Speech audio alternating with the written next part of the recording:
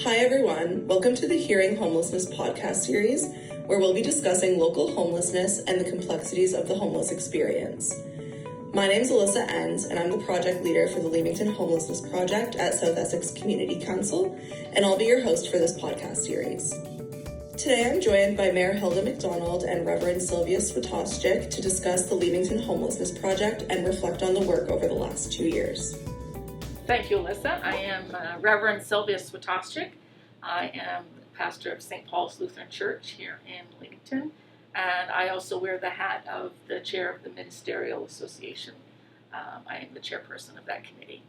I'm Hilda McDonald. I'm the mayor of the municipality of Leamington, and I'm pleased to be here. And I think I'm just here because the chair that I sit in allows me to make connections for folks in service agencies. That's why I'm here, and I'm pleased to be here. Well, welcome to both of you. Thanks for being here. You've both been really instrumental in the work that we've been doing over the past couple of years, so I'm excited to have you both here. I'm going to give a little bit of background on the work we've been doing before we hop into some questions for you guys. So just to get everyone on the same page about what we've been working on, the Leamington Homelessness Project I started working on the project in the fall of 2020, but as you guys will be able to allude to a bit more, there was definitely work happening on the forefront before that point. So a lot of good work has happened over the past year and a half since I entered the role. So we've surveyed folks with lived experience with homelessness in Leamington, researched some best practices and innovative homelessness solutions that we could apply in our area. We've worked to educate the community in our area about local homelessness. We've actually been able to increase our service access in Leamington and continuing to work on this, so that's good news. We wrote the Finding Home report, and so that was to further educate the community on local homelessness, and it came with some hefty recommendations that we'll talk about later as well, and continuing to advocate for local homelessness solutions in our area. So we've been up to a lot of good stuff, so without taking up too much time to talk about that, we will get into the questions. So kind of going back to the beginning where it all started, how and why did the work of the Leamington Homelessness Project start, and how did the work of the committee kind of get started? The work actually started probably in the fall of 2018. Local ministers, we meet monthly about the concerns of the town, and we share information, we share our resources. And a few of us were commenting that we've seen an upswing in the amount of people that are coming for care. Usually the church is their first line of defense. People need warm clothing, or they need food, or they are experiencing homelessness. A few of us were experiencing people actually staying overnight in our parking lots and living in their vehicles. And we knew that we needed to bring this awareness. Homelessness in a rural community shows itself very, very differently than in an urban center. It is very hidden. We have lots of wooded areas and secluded areas around town, and there are a lot of people who were living rough, and so we knew we needed to bring this to light. And so we decided we'd like to approach Mayor Hilda and just to make her aware and make the town council aware that there is an issue. And so I think a meeting was called in January of that month. And I think you were kind of surprised with how many people showed up. I was. I think there were 18 or 20 of us that came, clergy and also concerned lay people. And so we came and we had a conversation, and that's where it started. And then through Hilda's massive contact list and knowing businesses, knowing some of the agencies, with her clout and with her connections, she was able to invite people to the table so that we could expand on this and share this on a wider level with all people or agencies that could help. So that's really how it started. It was grassroots. And it was really the three of you, I believe, that came to me first. I think it was early January before we sent out the invite. And I wasn't aware of the extent of homelessness. So again, as Sylvia said, we put out the call. But further than that, that the group wouldn't have seen, I reached out to the county of Essex. They are our upper level of government, and they're the ones that take care of housing with supports and so on. And then further to that, the fund manager, the organization that gets the money for homelessness from the province, is the City of Windsor. And so we were told, well, there was homelessness help in the city, but it wasn't trickling down to the communities in the county for a couple of reasons. The ask really had not been given. And so there is blame, if you will. Responsibility is probably a better word, on really county municipalities for not asking. We asked. I asked because my faith community asked. And so all of a sudden, an issue that had been really low on the radar all of a sudden got bumped up. And that's really what we needed. Again, it's the chair that I sit in. It wasn't me. It's the chair that I sit in, and the fact that I was asked to seek further help, and it allowed doors to start being opened. Have we found the right solution yet? No. And really, I will say there are communities that up until that point in time would not have admitted to homelessness problems or even poverty issues. I remember early again in this term of council, I was asked to come to a meeting on poverty, and Leamington was designated as a community, I should say, of concern, and there's going to be outreach. And they wanted a meeting ahead of time because they were concerned that I'd be slighted that we were chosen. I said, no, I can own this. I can own the poverty issues. We are like the rest of the world. And I don't think that everyone always notices or acknowledges Leamington has such a wide range in socioeconomic demographics, from the very, very poor to the very, very wealthy, that many times, most rural communities don't have that span. So we have issues that are city-like issues, and consequently with that comes the homelessness. And you're not going to see that on the same scale in other communities of similar or slightly less population. It's just, and we have all the social services here, all of that plays into the fact that we have higher numbers than some of our neighboring communities. But again, I go back to the fact that a group of faith leaders in the community asked for help, and then I just pushed it up the chain. And like I said, it hadn't been asked for before. So now it's complicated to start to pull some of that down, because the city has been used to funding homelessness in their community, and now that money has to be diluted. Difficult, because the city has their very, very complex problem as well. So lots of issues, lots of challenges, but again, responsibility goes to the community and in the municipality. It's interesting too, because you both sort of alluded to the fact that homelessness was largely hidden here before we started asking these questions. And so I know for myself, since starting in the role, there's been a lot that I've sort of, it's like a drop in the bucket of what I knew about homelessness before starting in this role, basically.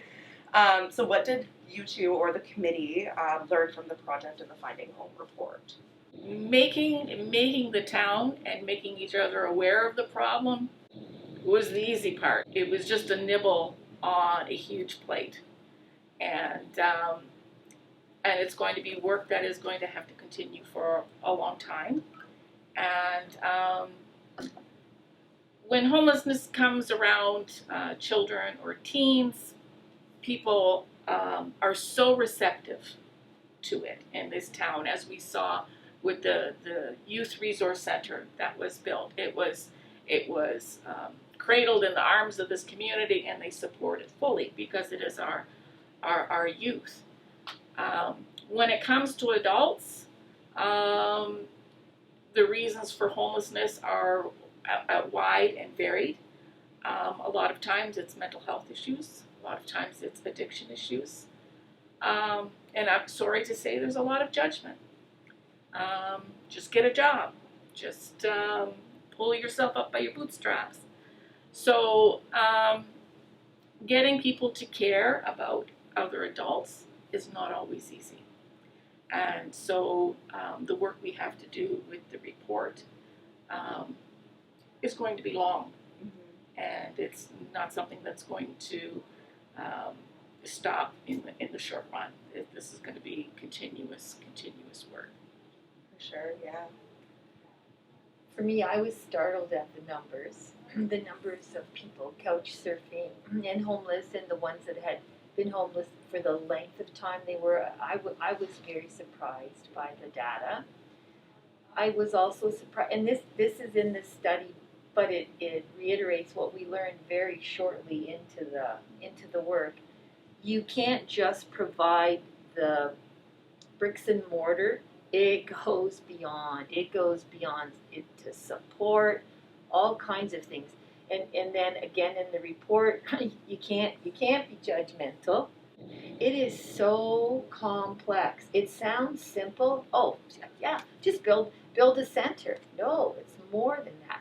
Or build housing. Well, in these days, and we're working on that as a municipality, you build attainable, affordable housing. Well, now you have to make it so it's sustainably affordable, right? You can't just put up a bunch of cheap houses and expect people to be able to heat them and light them and all. So there are so many layers that it's almost daunting. And at the very, very beginning, I almost threw up my hands and walked away. We had Ron Dunn from the shelter in the city come, and we said, well, where do we start because of the complexity of it all? And he said, maybe you need to start with food. Remember that? He said, maybe you need to start with providing meals. And that was really our first little baby step to getting on the road. Is it the ultimate answer? Not by a long shot. But if we can get there, get to the other layers by our own small steps, our own multi-layers, maybe. Is it going to be solved quickly? As Sylvia said, no. I love the idea of like net zero, that someday you can get to zero. And I think we always have to keep that as our optimistic goal and not get bogged down by the many challenges. But yeah, it's not easy. It's not quick. It's complicated. And it's also costly. And you can't have, this is the other thing. It sounds really good to have, if a church says, oh, we'll provide space, but you have to have qualified people that are trained to deal with mental health addictions. So many times their volunteers have never experienced anything like that. You can't put them in a dangerous situation. So again, multi-layers. Yeah, there's layers and layers for sure. And I think these things don't happen overnight. If you want to do them, if you want to do them well, it's important to take your time with them, of course. And I know the report talks about the importance of having supports ingrained in that as well. So I think we all know that the traditional brick and mortar shelter model may not be what Leamington is kind of working towards, right? I want to kind of talk a bit more about the recommendations from the report as well. So you guys both kind of alluded to some of them. There were 7 major recommendations in the report, from things about, establishing supports in Leamington, ensuring folks with lived experience were involved in that solution design, just to name a couple of things. So how, if at all, are these recommendations being put into practice now? And Hilda, you sort of alluded to this even with making sure that things are done sustainably and affordably too. So what are we doing, or what would we like to do? Well, we can talk about if there's anything being done, and then also if you want to talk about where you see the work going or what you would ideally like to do, you're more than welcome to as well. The one recommendation about getting input, I don't think we've done that quite to the extent that we can. We will hope to get there. We had a company, and actually the chairman of the board for the bridge come in and take me to a place where they had built some pods, some housing pods that would be safe, they would be clean, they would be warm, they would be cool when necessary, all those kinds of things. So we are looking at a form of housing that keeps people in all those good places. And we want them to maintain dignity, all of those kinds of things. We are still working at that. I have made a promise that we will have something in place by this coming winter. We have to. It's no long. I shouldn't say I've made a promise. I'm just saying it is not an option. We have to have something in place. So we are talking tougher, because we want to at least start being able to eat that elephant a bite at a time. So that's where we're looking to go, to house people with dignity and safety. And this is in an emergency, right? It's considered emergency housing, hoping to get folks to the point of the transitional and then permanent housing. So we are starting at the very first bite with finding temporary emergency shelter. The municipality has bought a piece of property that we are going to build a affordable, attainable community with all the points in mind about energy efficient, long-term sustainability, smaller, affordable, all those kinds of things is going into a request for proposal and going out to developers. We're hoping to see that through to the point that we will make a small dent in that need for housing. But right now, globally and locally, housing is a tremendous challenge. As far as the ministerial and our role, like I said, the first thing was food insecurity. And so we kind of took the lead on that. Through working together, we're able to provide 2 hot meals during the week, every week, Mondays and Wednesdays. We are working on probably a 3rd meal, maybe a lunch or something on near the weekend. We've also coordinated and worked together with our resources with food pantries, with Salvation Army. People are entitled to come once a month to access food. We work with all of us are working together, and we're all situated in different parts of town. So there are some food you can access by showing proof of need, and there are many others where just if you need something, take something. It's accessible 24 hours. If you need something, take something, and if you are a neighbor and you have something to share, then you drop by and you add it to the food pantry. So if we're low at St. Paul's, we're low on vegetables or we're low on canned soups, I call up my colleagues and they will bring what they have. So there's much more sharing. A lot of times we didn't know how to access services. This is something that came out of the report, that 50% of those that are experiencing homelessness don't know even how to access supports. So with the help of South Essex Community Council, we came up with a sheet which is available at every pantry site, emergency contact to call, how to contact get on the list for supports, every food pantry in town that has food and their hours, and where they can get a hot meal during the week, and where they can access clothing, warm clothing, supplies for children and for babies. So this is made available at each site. So the transfer of information to people who are in need is much greater, and that wasn't there before. Just being able to access what is already available. We don't want to do our own thing. We want to coordinate with the town, with South Essex Community Council.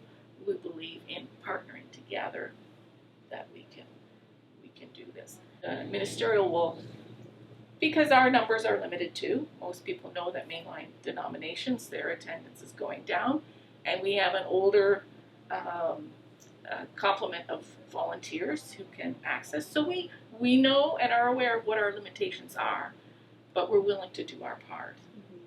So Yeah, no, that's so great. And it's been really cool from my perspective as someone who started in the role, knew not that much about local homelessness, not that much about what was out there, and then to see the way that I guess the work has grown over this time. Things have gotten so much more coordinated locally in terms of the services we offer and what's available. So I think it's been really cool to see how the work has grown. And I have a couple questions for you related to that. But I was wondering if it sort of differed from your expectations when the project was started. I guess the way things have kind of played out, and then if there are any challenges or barriers specifically that you would speak to with that as well. well, when this project began,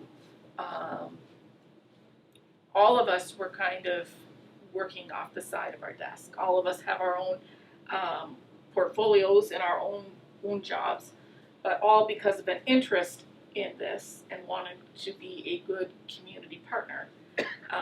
We're working off the side of our desks with this. But we knew we needed information.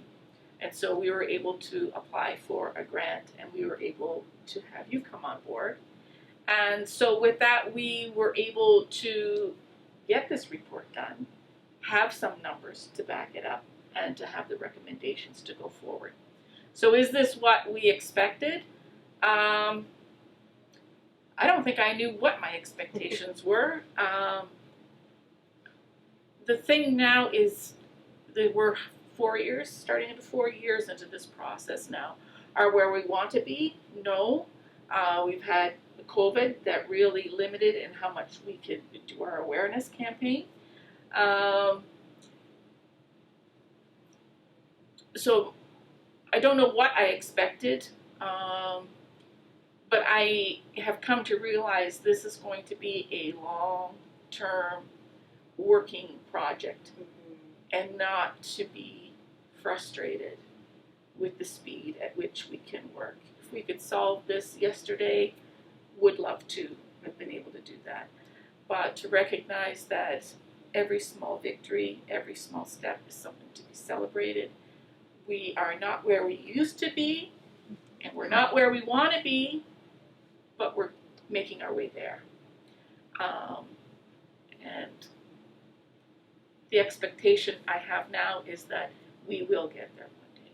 For sure. Because I have met so many people who are loving and kind and want to share love for their neighbor in this community. And we have a wonderful head of our community in the municipality of Leamington, and our mayor who is compassionate and is looking out for all the citizens. And we have to look for all the good things. For sure we have. Well, you're much more eloquent than I'm going to be. Oh. I thought we'd have an out of the cold program within 6 months. That's what I thought. And that's just not the reality, right? That's impossible to attain. I had expectations of, I'm going to say bricks and mortar or shared space or something. I didn't realize what else was required. You can't just give people a place to stay. It's not good enough because it isn't sustainable for them. It isn't good for them. We have to go beyond just helping with this. We have to help them go forward to find permanent housing. So it is so complex. But again, I like where we are because now we know who to send people to. Before, we didn't know. The municipality, we didn't know. We sent them to Windsor. The churches didn't know. They said, well, here's a spot. And that wasn't good enough. So exactly like Sylvia said, are we where we want to be? Not by a long shot. We have certainly come and educated ourselves. still good, and there's miles to go. But on top of that, I believe that we can be a pilot for our region because other communities are now coming forward and saying we have a homelessness problem as well. So if we build something here, whatever that build is, if it's modular, movable pods, we can share that amongst everyone. And I think that is we get to that point, we've made a huge difference. Oh yeah, definitely. There's definitely room for or opportunities for replication with what we're doing, and I think you both really spoke to one of the major challenges, at least from where I'm sitting with this work as well, where you just want things to be done overnight, and that's so not an option if you want to do them well. So I definitely think that that's something most people in this work reconcile with, but I think it's also, we're recognizing that we're doing it in a way that will be more sustainable long term as well. So yeah, definitely. Thank you guys for that. I want to say we're doing it in a way that fits our context. Exactly. Yeah.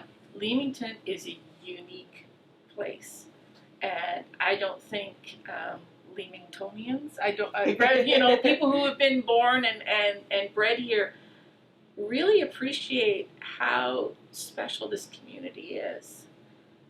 I wasn't raised here. I've been here for the last 8-9 years.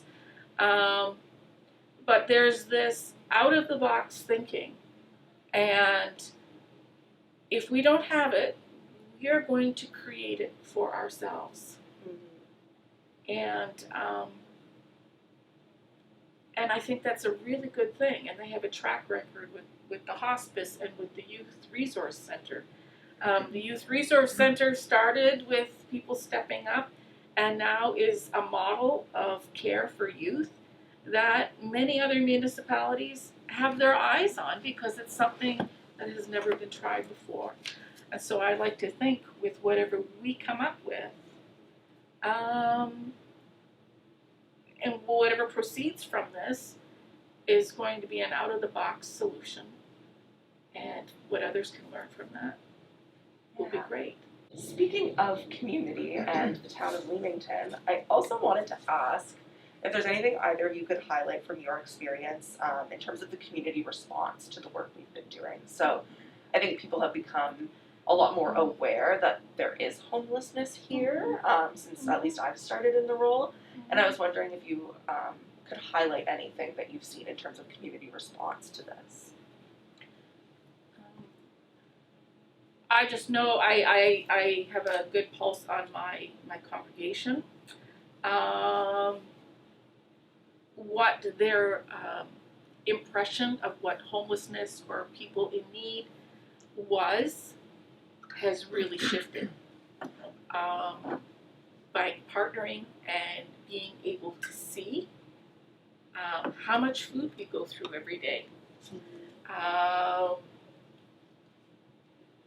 There's this misperception or this judgment that it's people who don't want to work and they're clearing it out because they're taking advantage. And it's like, no, we've had conversation. They're gathering a few extra things when they come because they're taking it to their elderly neighbor who has food insecurity, right? It's shifting their perspective. When we started with our food pantry, we had a food basket out when we take a time of taking up an offering, monetary offering, and some canned goods or a box of cereal. And so we stocked it ourselves. And now, over 50% comes from our community. We have people who stop multiple times a day, buy an extra bag of groceries, and stock the food pantry. They are aware of it, of the need in the community, and they themselves can do something, even their little part. I'll have to tell you, we have a little young guy who saw our food pantry, and I'm specifically talking about food, but said to his parents, he said, I really like what they're doing, they're helping people.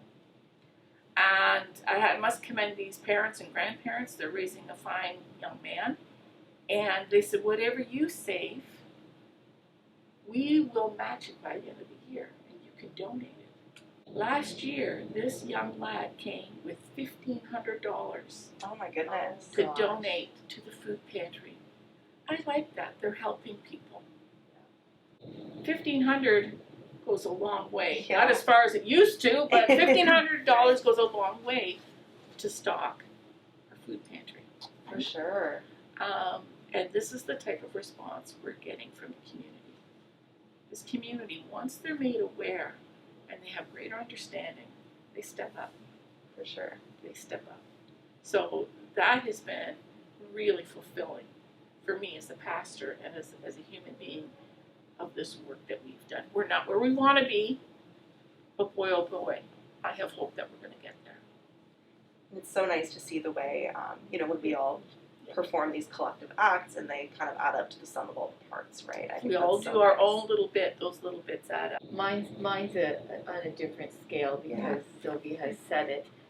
Just bringing the awareness to the county level and then to the city of Windsor has helped us. Mhm.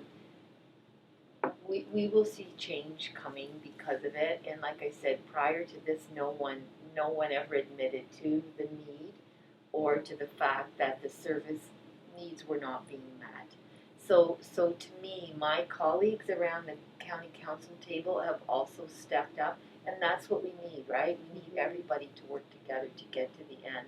So on that level, the response has been good, and it will continue.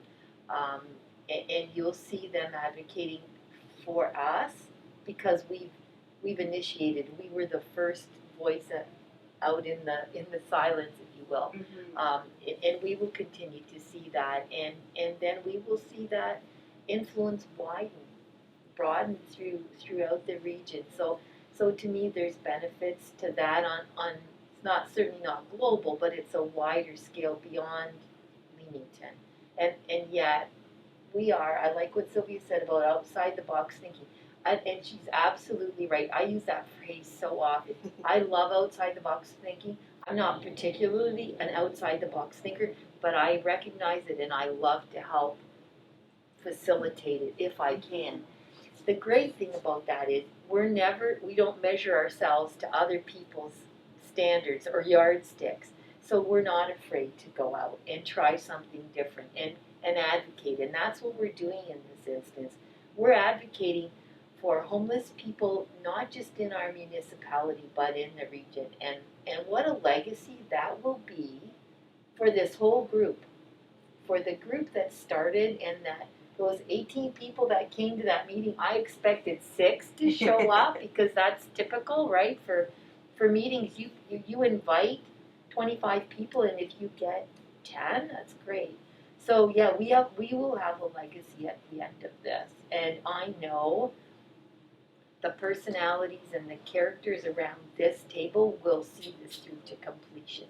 So I'm very optimistic. I'm hopeful. I know we will get where we need to be. Awesome. I love hearing that. That makes me excited for what's to come. And you both sort of talked about this in your responses, and I guess it's kind of been a theme throughout our discussion. But community collaboration. So this is our last question. We'll wrap it up with this. But I wanted to kind of ask you guys if you could reflect a little bit on the community collaboration that's happened throughout the course of this project, sort of how it's grown, and what the impact from that has been. Well, the churches alone with the food, with the food right at the beginning.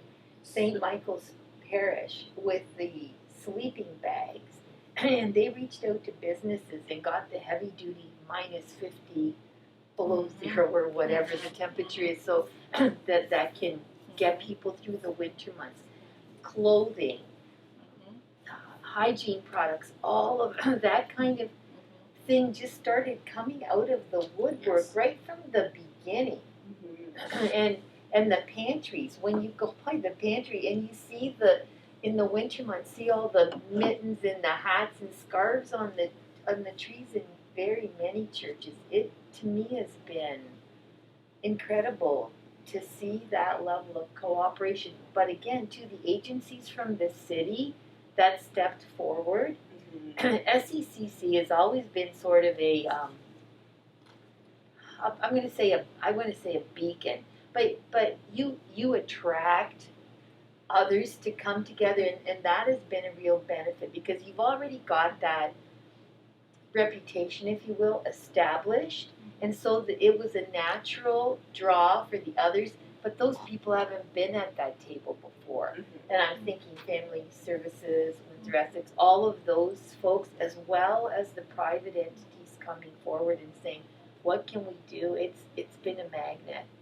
So to me, that's been all of the agencies, and again, working with the bridge, like they're all part of that, even though they're youth age specific, it's still of benefit to all of us. So yeah, we've had tremendous support. It's been really great to see the way, we've come together as faith communities, as agencies, as, members of our community, for sure. Yeah. I think for the city of Windsor too, they know who to contact in Leamington now.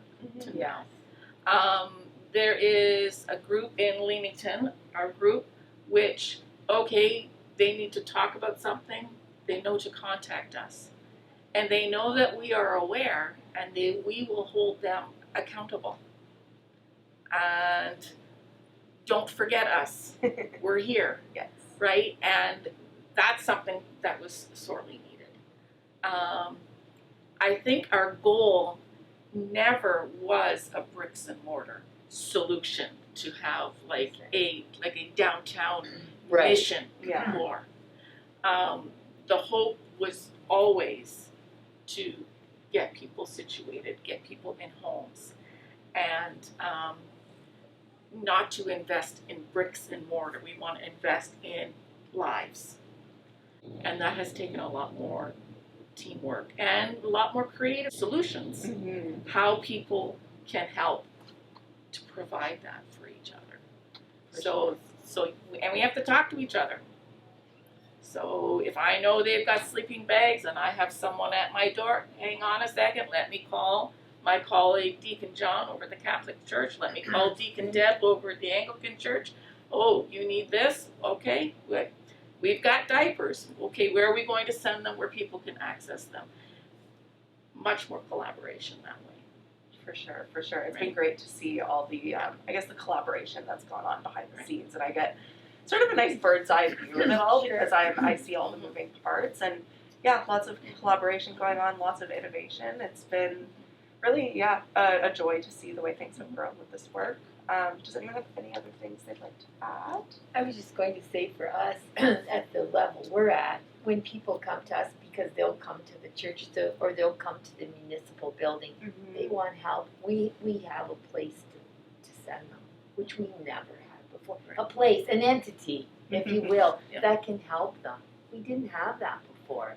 And that alone speaks volumes that in a relatively short time that was paused by COVID, we have collectively accomplished a lot, despite the fact that are we exactly where we want to be? Not yet. For sure. I completely agree.